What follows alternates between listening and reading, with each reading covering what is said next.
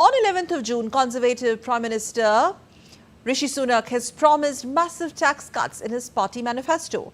And today, that's on Thursday, the opposition Labour leader Keir Starmer put wealth creation at the heart of his election pitch to voters and pledged to provide political and economic stability. Faiz Khan's report for DD India.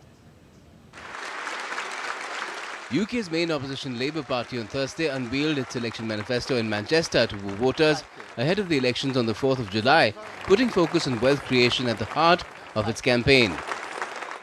We will not raise income tax. We will not raise national insurance. We will not raise VAT. That is a manifesto commitment. Delivering the party's manifesto, British opposition Labour leader Keir Starmer vowed to provide political and economic stability to help businesses reignite economic growth. A rebuilding that must begin, first and foremost, with new choices on economic growth.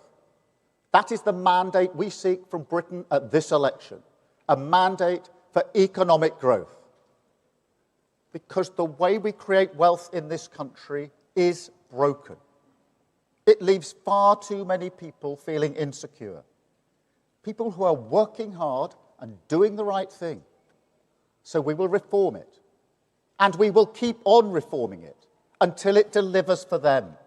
Wealth creation is our #1 priority.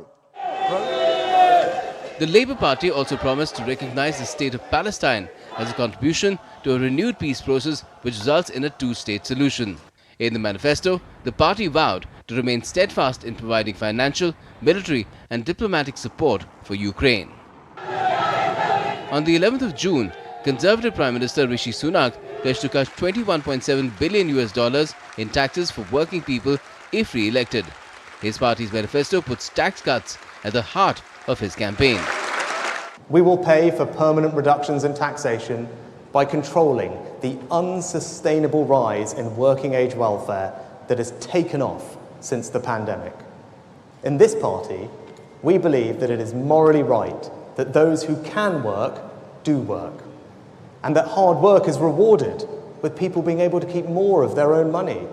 So we will ensure that we have lower welfare so that we can deliver lower taxes. Britain's economic performance since the pandemic has been the weakest among the group of 7 major economies, with the exception of Germany, which was also hit hard by Russia's invasion of Ukraine. Unveiling the manifesto, Starmer warned voters that turning economic sluggishness around would take time and emphasized that he would not increase the country's main taxes just days after Sunak promised significant tax cuts. Currently, the Labour Party leads the Conservative Party by around 20 percentage points in the polls. With Faiz Khan, Gautam Roy, DD India. The UK opposition Labour Party has set out its manifesto ahead of the July 4 general elections, and the governing Conservatives accuse Labour of setting a tax trap, quote-unquote. DD India's Ollie Barrett reports from London.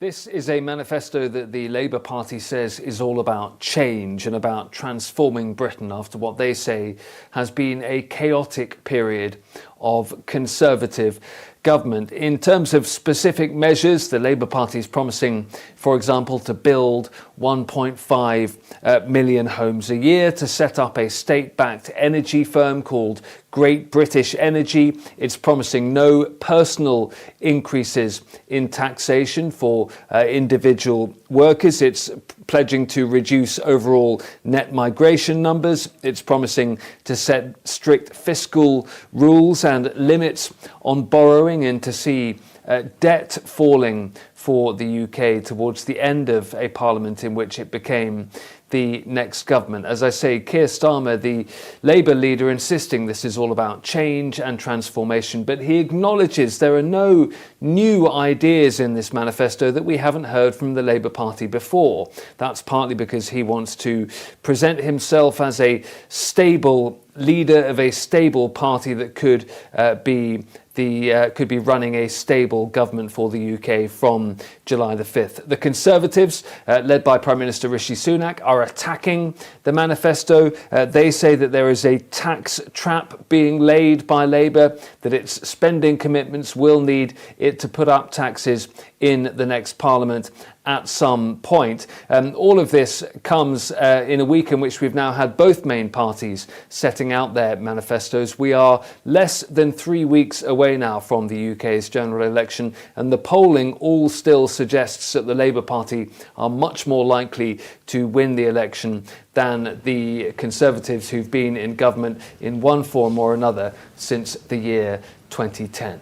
Ollie Barrett in London reporting for DD India.